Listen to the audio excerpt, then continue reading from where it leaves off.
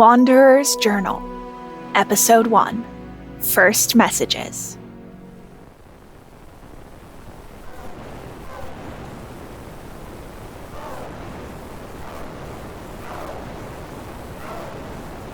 Oh, strange. I wonder who left you...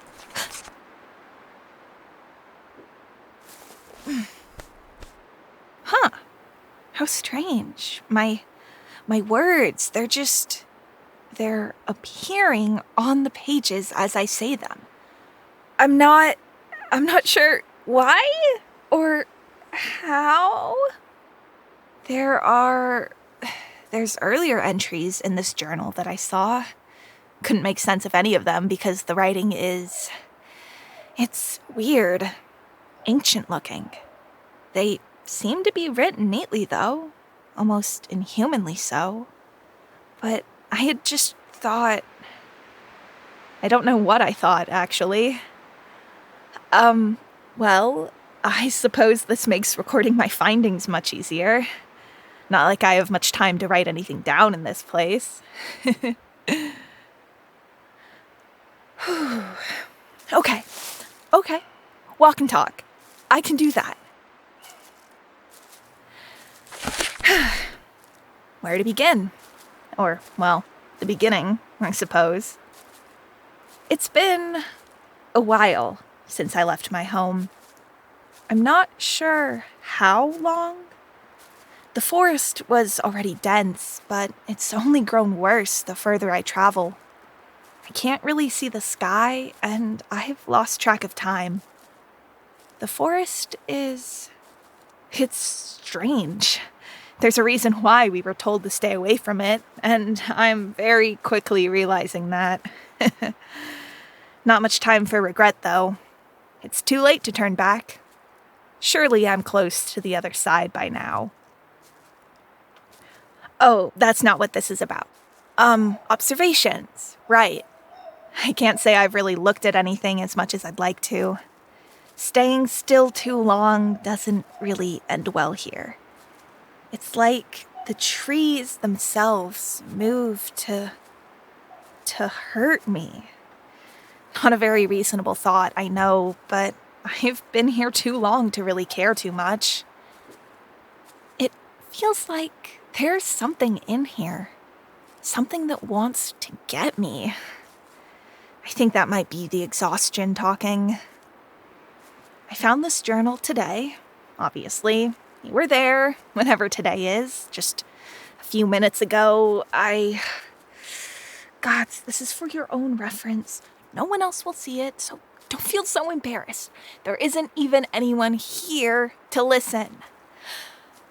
I was walking quickly, as quickly as I could anyway, when I got tangled up in some vines and had a bit of a nasty fall.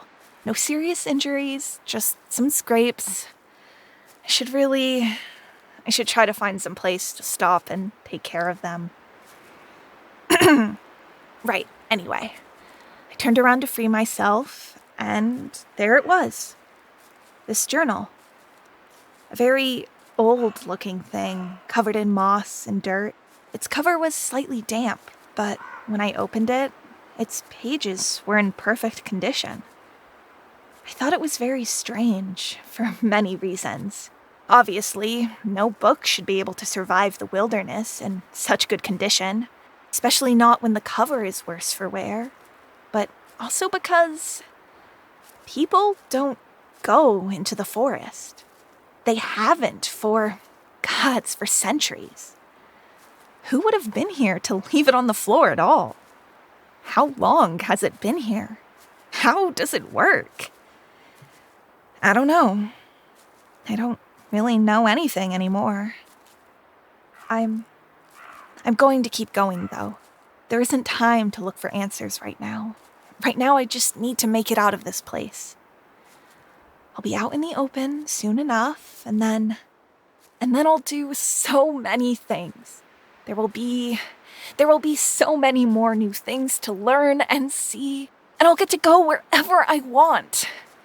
That's why I left. That's why I have to keep going. It'll all be worth it.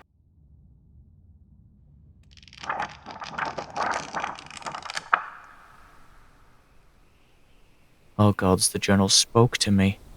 And it's also writing down what I say, I think.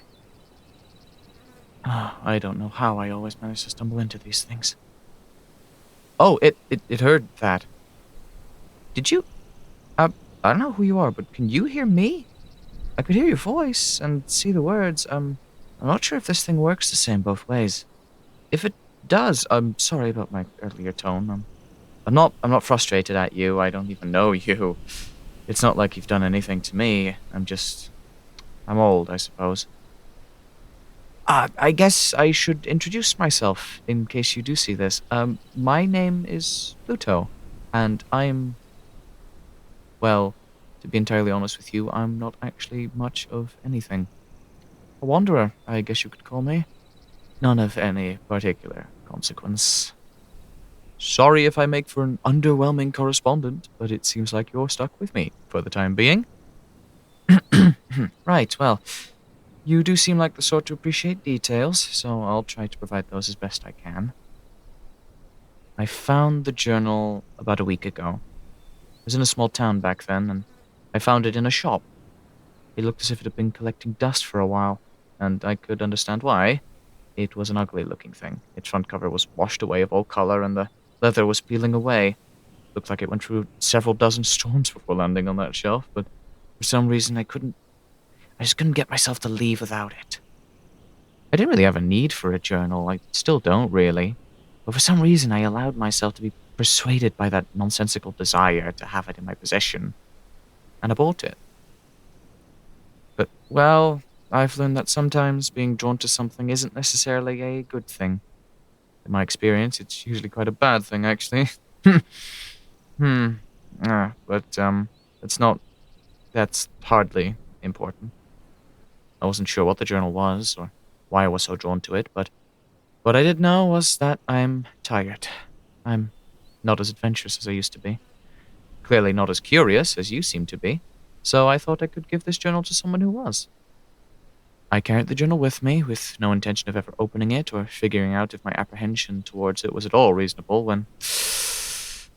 Well, I tripped. I tripped and the journal fell open on the floor. And I heard someone, you, talking. So, I hope you don't feel too embarrassed about your blunder, considering the fact that we're even in that regard. Anyway, the journal started talking, and when I picked it up, I saw your words appear on the pages. And then I started talking, and the same happened. As for the journal itself...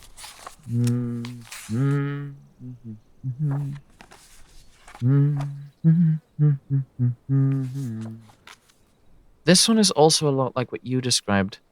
Its pages are absolutely pristine, and there are earlier entries in it I can't understand.